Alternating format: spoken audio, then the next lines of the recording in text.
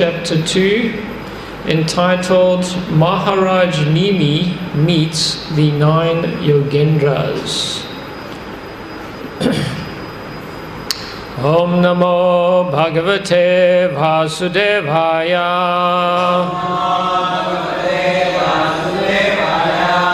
Om Namo Bhagavate Vasudevaya.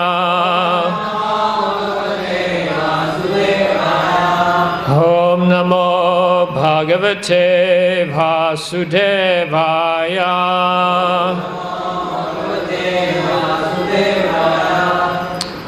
Okay, text 32. Sri Narada Vacha Evam te nirmah Krishna Vasudeva Mahatma Prati Puja Bravan Prita Sasadasya Jam Niritam. Translation and purport by the disciples of Srila Prabhupada. Sri Narada said, O Vasudev, when Maharaj Nimi had thus inquired from the nine Yogendras about devotional service to the Lord, those best of saintly persons sincerely thanked the king for his questions and spoke to him with affection in the presence of the members of the sacrificial assembly and the Brahmana priests. Purport. According to Sridhar Swami, not only the king, but also the members of the assembly and the priests conducted the sacrifice were all devoted to hearing and chanting the glories of devotional service to the Supreme Personality of Godhead. The sages, beginning with Kavi, will now speak in turn, answering the questions of the king. Text 33. Shri Kaviru Vacha Manya Kutaschid Bayam Achutasya Padam Bujo Pasanam Atra Nityam Udvigna Buddhir Asat Atma Bhavat Vishvatamar Yatra Nivartate Bihi Manya Kutaschit Bayam Uchatasya Padam Bujo Pasanam Atra Nityam Uvigna Buddhir Asat Atma Bhavat Vishva Atmanam Yatra Nivartal Vihi. Shri Kaviru Vacha Manya Kutaschit Bayam Uchutasya Padam Buja Pasana Matra Nityam Udvigna Buddhir Asat Atma Bhavat Vishvatmana Yatra Nivartate Bihi.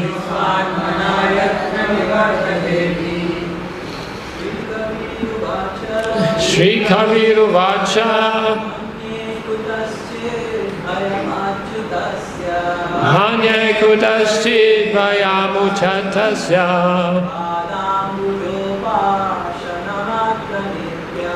Padam Bhujo Pasanamatra Nityam Udvigna Buddhir Asa Atma Bhavat Vishatma Yatra Nivarta Bihi. Shri Kaviru Vacha Manya Kutaschit Bayam Uchatasya Buddha Samanapatitam Udvigna Buddhi Rasatma Bhavat Vishatma Yatra Nivatadvihi. Mataji. Shri Kaviruvacha Manya Kudaschitmaya Machutasya Adambujastanamatanityam Udvigya Buddhi Rasatma Bhavat Vishvatmatyatra Nivatadvihi. Sri Kaviruvacha. Sri Kavi said, Manye, I consider, Akutaschit, Bhayam, fearlessness, Achutasya, of the infallible Lord, Pada Ambuja, of the lotus feet, Upasatam, the worship, Atra, in this world, Nityam, constantly, Udvigna Buddhir, of one whose intelligence is disturbed, Asat, that which is only temporary, Atma Bhavat, by thinking of the self, Vishma Atmana, thoroughly, Yatra, in which, service to the Lord, Nivartate, ceases, Bihi, fear. Okay, translation and purport by the disciples of His Divine Grace, Srila Prabhupada. Sri Kavi said, I consider that one whose intelligence is constantly disturbed by his falsely identifying himself with the temporary material world can achieve real freedom from fear only by worshipping the lotus feet of the infallible Supreme Lord. In such devotional service,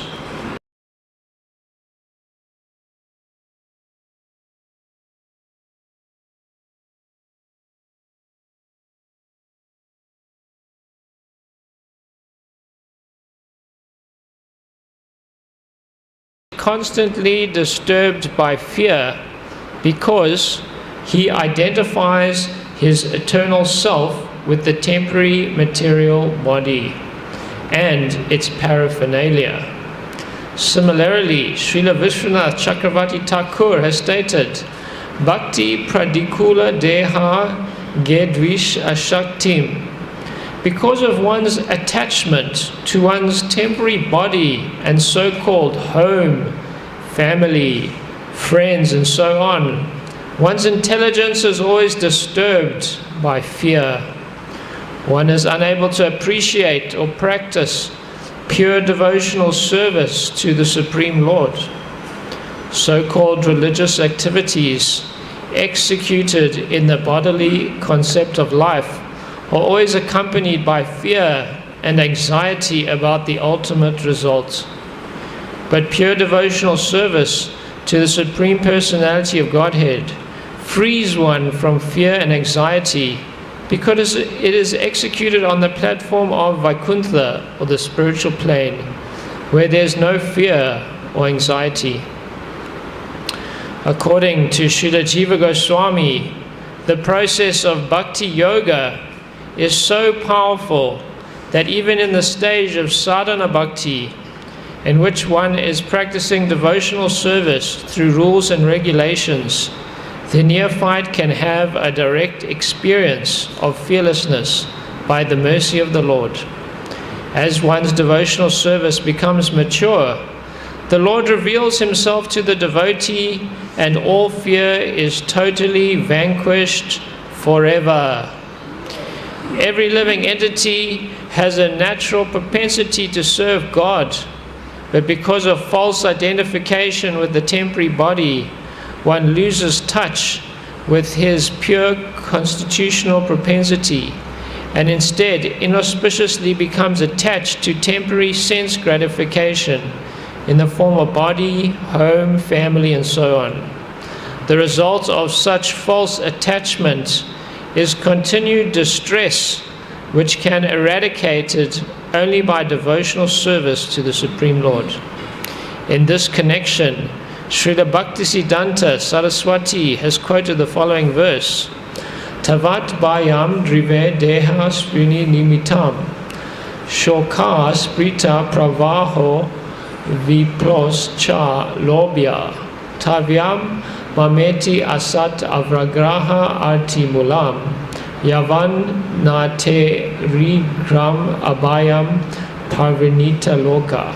O my Lord, the people of the world are embarrassed by all material anxieties. They are always afraid. They always try to protect wealth, body, and friends.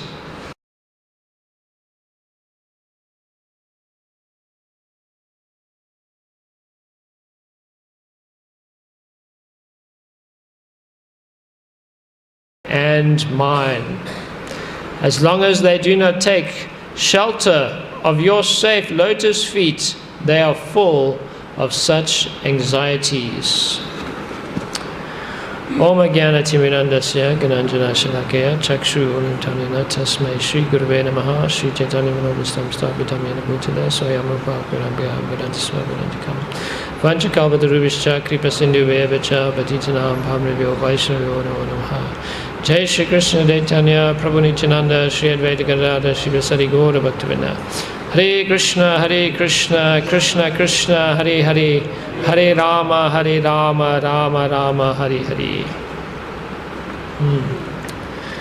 So, let's read the translation again. Sri Kavi said, I consider that one whose intelligence is constantly disturbed by his falsely identifying himself with the temporary material world can achieve real freedom from fear only by worshipping the lotus feet of the infallible Supreme Lord.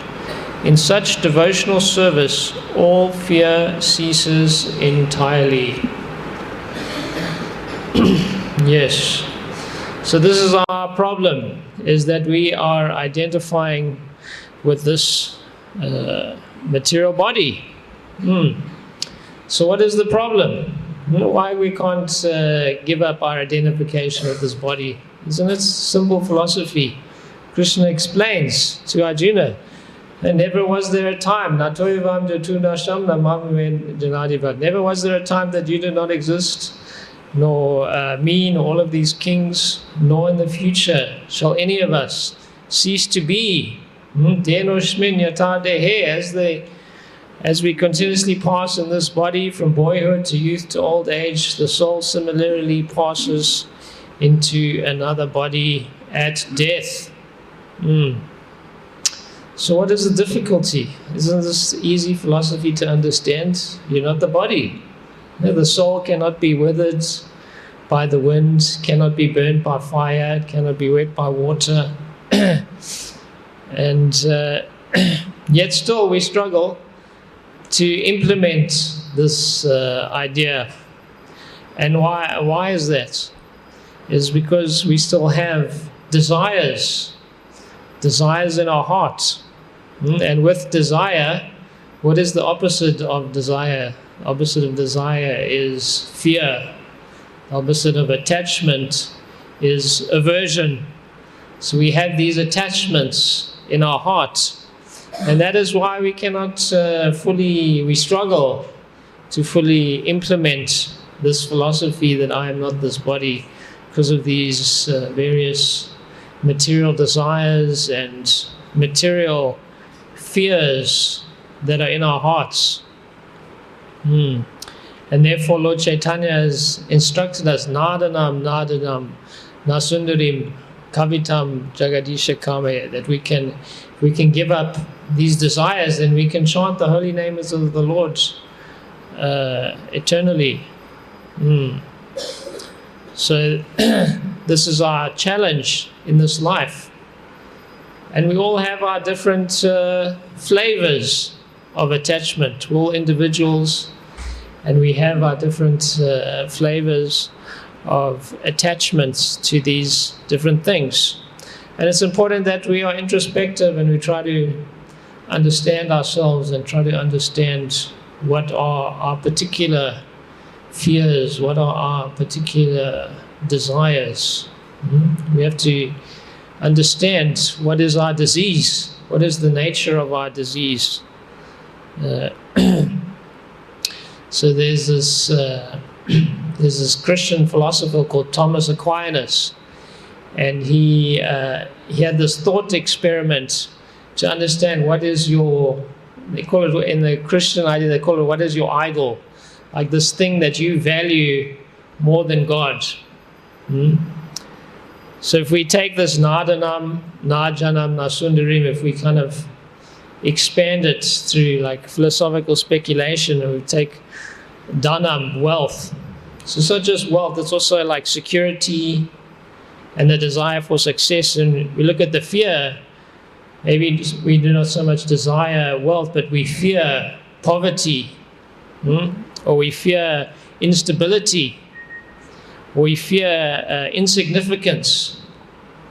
And then we look at Janam, people, followers. So we can desire victory. Maybe sometimes we always like to win, even if it can hurt relationships, we always want to be the winner. Or we desire leadership, position, or we desire or glory, you name, and fame, belonging to a community, feeling like I'm one of the people. And then what do we fear? What is the opposite of that? We fear defeat. We fear disgrace. We fear being outcast, being abandoned. And Sundarim. Sundarim, we can take it more as pleasure. The pleasure of eating, sleeping, mating, and defending. And then, and what is the opposite of that, of pleasure? It is pain. So we might not think, this pleasure is not a big deal, I can give it up, but pain, do we fear pain though? What if we have chronic problems with eating? We cannot eat properly. Chronic problems with sleeping. Chronic problems of defending, that we do not have strength, we cannot defend ourselves. That can be also a fear. We desire excitement, we always desire something new, something different. We desire connection, we fear loneliness, betrayal. So these are different, we can expand on these things, and we all have our different attachments in our heart based on, different previous lives that we've been through.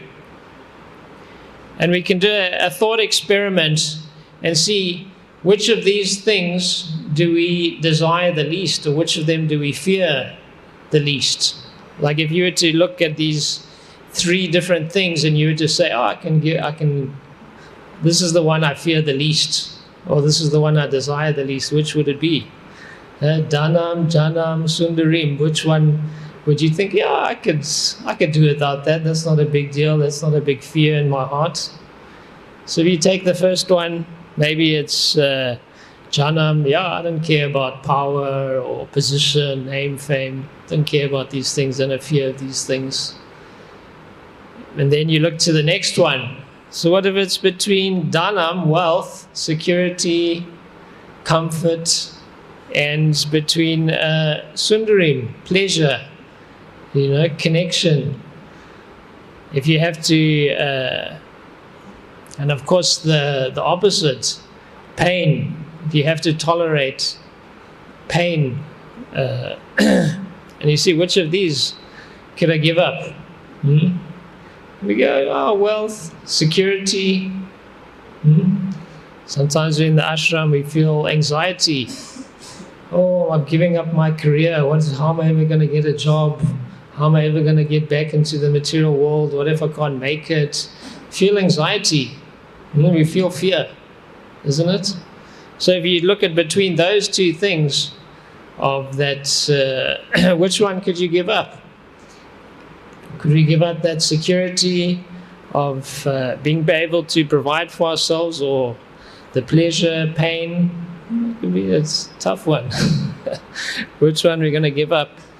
So then that last one that we fear the most, that we that we desire the most, that we are the most attached to, then what if I said that you can have one temporary life of that thing that you fear the most, that you are the most attached, that you are not getting that thing that you desire the most. But in return for that one temporary life, you're getting a life of eternal love, eternal bliss. So you can have that one temporary life of the thing you fear the most, that of not getting what you desire the most, versus a comfortable life. Temporary life, but comfortable life. Maybe not much meaning, maybe not much, but it's comfortable, it's okay. You're not too stressed. Which would you take? Which would you take? Be a tough, not so easy to choose. We think temporary is a few days or a few weeks or a few months, but it doesn't feel so temporary when it becomes a few years, when it becomes a few decades. It doesn't feel so temporary, isn't it? Our lives, our temporary lives in this material world, when we're experiencing them, they don't feel so temporary. Like a mosquito's life. Mosquito's life is about 2 months. And that's in that 2 months he's living his desires, eating, sleeping, mating, defending, doing all his things. And to us, his life seems insignificant. What's he stressing about? Why is he so stressed about enjoying his life and all of this? It's just 2 months. And similarly, Lord Brahma is looking at us. Sahasra Yuga Paryantam. Haryat Brahmanova Ratrim Yuga Sahasrantam Te Ratna Vido. That by human calculations, 1,000 ages together form the duration of Brahma's one day. And such also is the duration of his night. So even to him, he's looking at us like we're looking at the mosquito and thinking, what's the big deal? What are you stressing about? It's temporary, isn't it? It's just temporary. But when we have to accept temporarily that thing that we fear the most, that we can't get that thing we desire that most, it doesn't feel so temporary, isn't it? It feels long. It feels difficult, isn't it? Because we think Krishna's agenda in our life is not the same as our agenda. Our agenda is we want happiness, isn't it? Our agenda is that we want to experience happiness in life. But Krishna's agenda is to purify us so that we can give up whatever it is that we are hankering for in this world. That we can give up whatever it is we are fearing, whatever we fear the most. Krishna wants us, that is his agenda, for us to face our fears, to realize that we don't need these things, that there's nothing to fear, that the spirit soul cannot, that these things mean nothing to the soul, that we fear the most, or we desire the most. And Krishna's agenda is that we can give up that. So it's a very different agenda. Because sometimes we think, yes, I will accept Krishna in my life and he is going to help me to achieve my agenda, which is happiness. But unfortunately, Krishna's agenda is for us to have eternal happiness. And there's not always the idea of happiness, isn't always eternal happiness. We have these unconscious desires and things like that. And so Durga Devi, Krishna, they're testing us. Durga Devi is the prison warder, and she is to make her job is to make sure that no nonsense people go back to Krishna. And she's going to test us. She's going to give us situations that really test. Are you still going to serve Krishna in this difficult situation? Are you still going to serve Krishna when you have to face this inability to satisfy this desire that is just burning in our hearts? If we have to face this fear, are we still going to serve Krishna? Or are we going to think, oh, this Krishna, he's not helping me. He's not the right God. I need to change to a better God. This God is no good. Luckily, there's so many gods. Yeah? Even you can have Brahminical fears.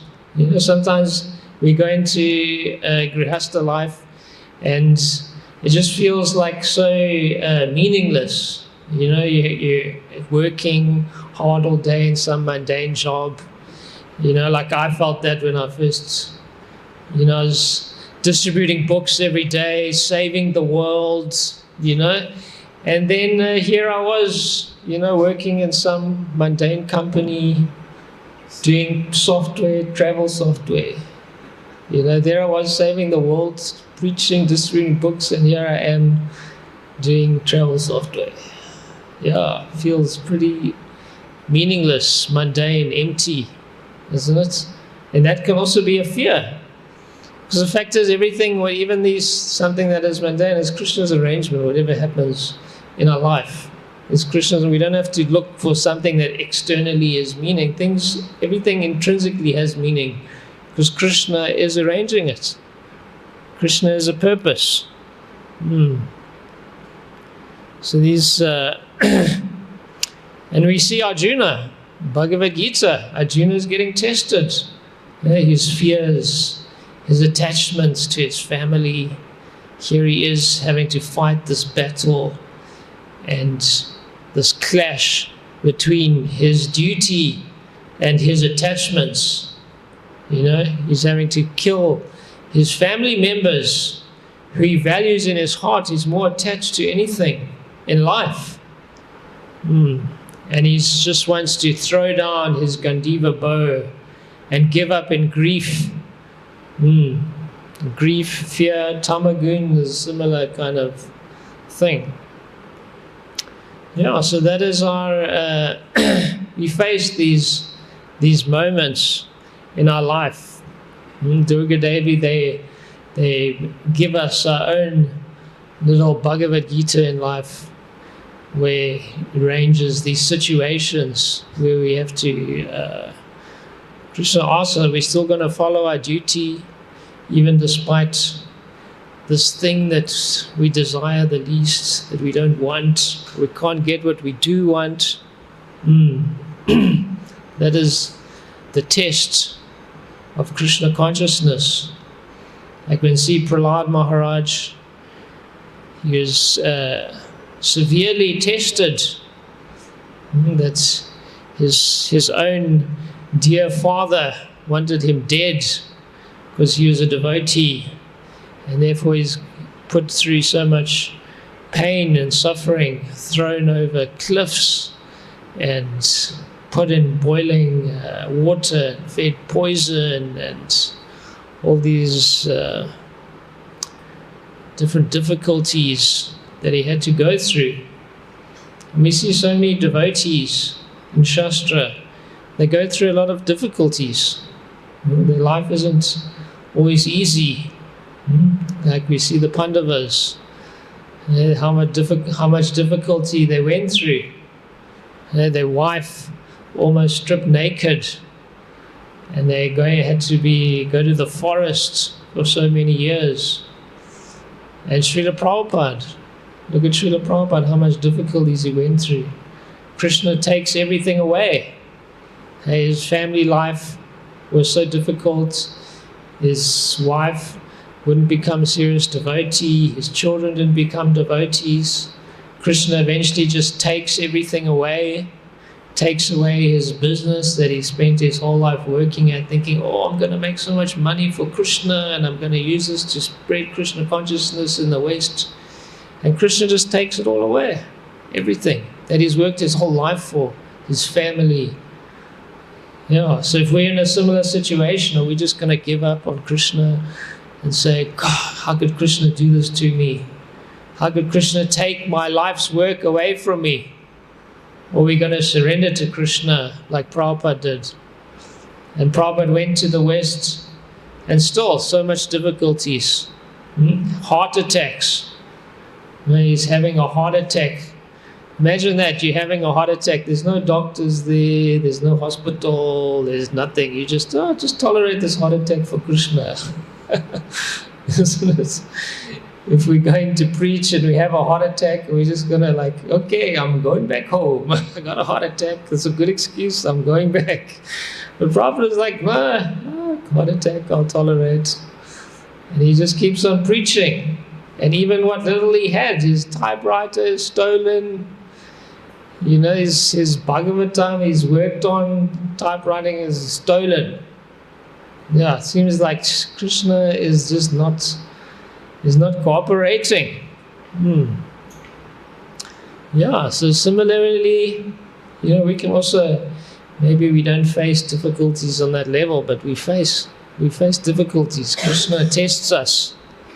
And therefore, Srimad Bhagavatam says, my dear Lord, one who earnestly waits for you to bestow your causeless mercy upon him, all the while patiently suffering the reactions of his past misdeeds, and offering you respectful obeisances within his heart, words, and body, is surely eligible for liberation, for it has become his rightful something.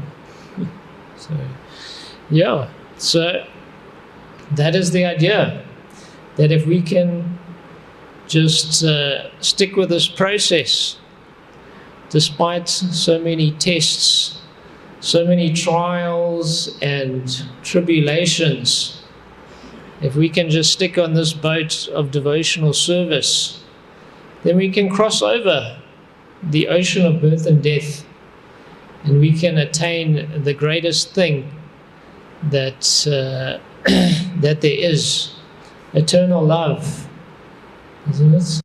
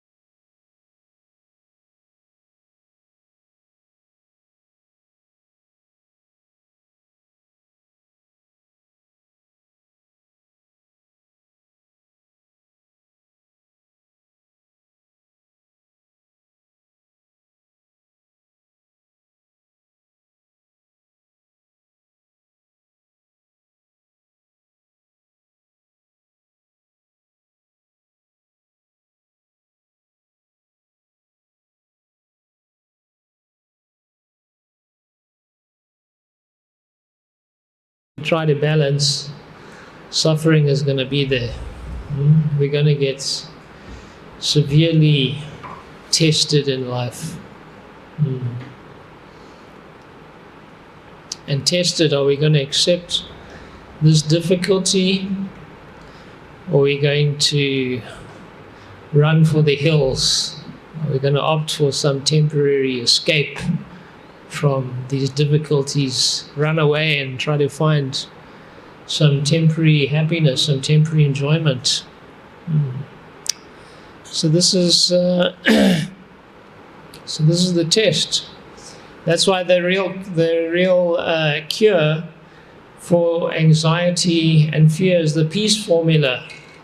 And Krishna says if we really have faith, bhaktaram yagya tapasyam, if we really have faith that Krishna is the enjoyer of all sacrifices, Krishna is the controller, Krishna is Shri Shri Nitai Gauranga Ki Jai.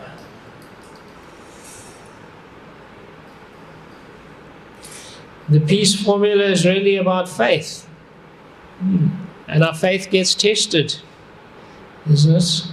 If we really have faith that Krishna is in control, if we really have faith that Krishna is the enjoyer, that Krishna is the owner of everything, if we really have that faith, but life throws so many things at us that test that faith.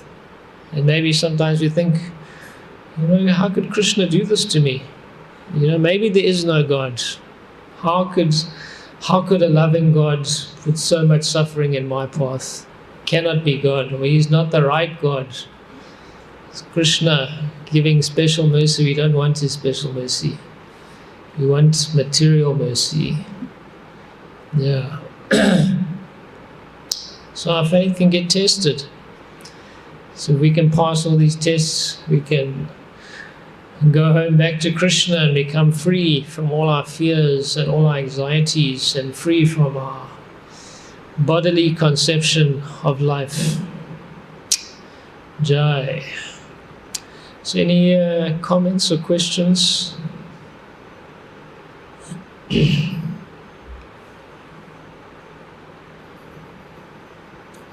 Okay. Grantaraj, Srimad Bhagavatam. We have a question.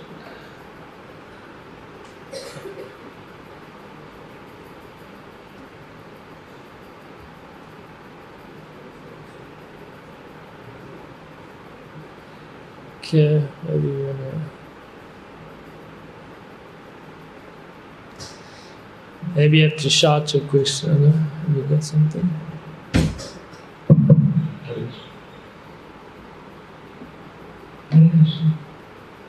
Thank you, Prabhu, for explaining the intricacies of devotional service, how going to be mature, because there are impediments, upheavals, obstacles even on the path of Krishna consciousness.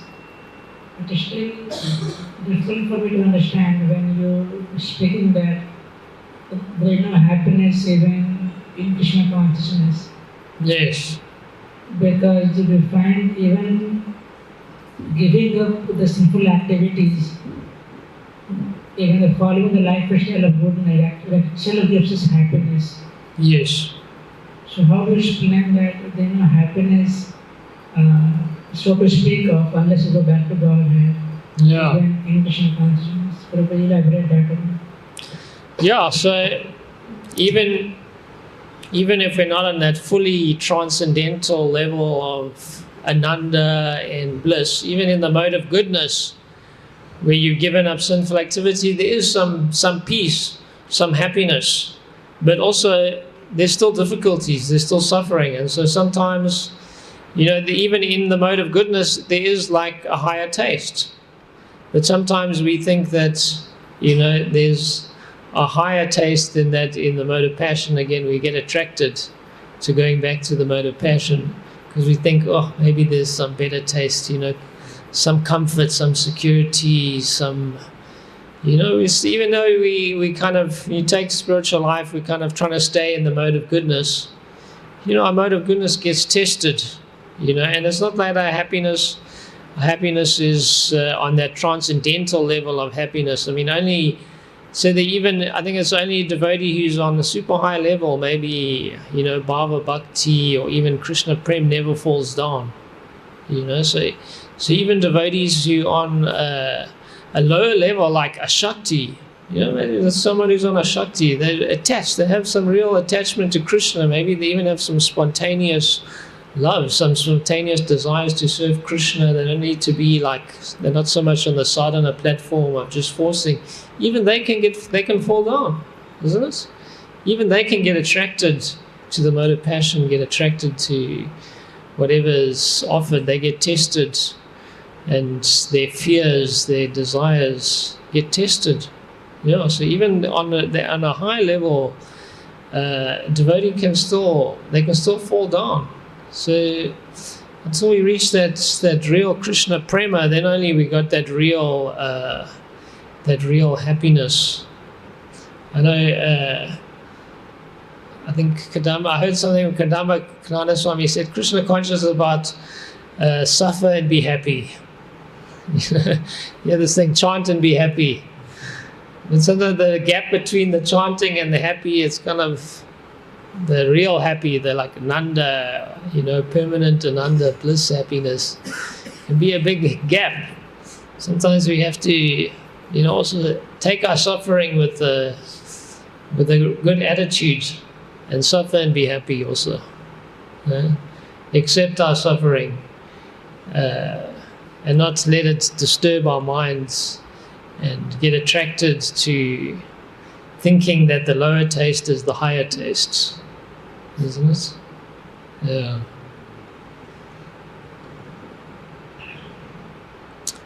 Okay, is that okay, bro? So do you mean to say, Prabhu, that as long as we stick to the path of Krishna consciousness, as long as we stick to the path, the auspicious path of Krishna consciousness, chanting holy name and practicing the principles, we are happy. And the moment we fall down from that platform, from that auspicious path, we become unhappy. We're relatively happy. That's what I'm saying. When you even in sadhana bhakti, you're relatively happy, relative to the mode of passion or the mode of ignorance. Yeah. So that's definitely, but it takes a bit of intelligence and philosophy to stay, and association, to stay in that, to be convinced. That's the price you have to pay. Yeah, because Maya is always telling us, this is better. You can get more happiness than that from the mode of passion, Or our fears and anxieties. What's that? It's the mode of ignorance. Saying, I just need to get rid of this thing, I can't tolerate it. So I just need to it's just this emotional thing, and I just gotta run. Run away. So Maya is always testing us, because when you're in that sadhana bhakti phase, you're relatively happy, but you still are vulnerable, definitely. And it still takes a lot of reading Shastra and good association to stay protected. Yeah. Okay, anyone has any other questions or comments? Okay, Grantaraj, Srimad Bhagavatam ki jai.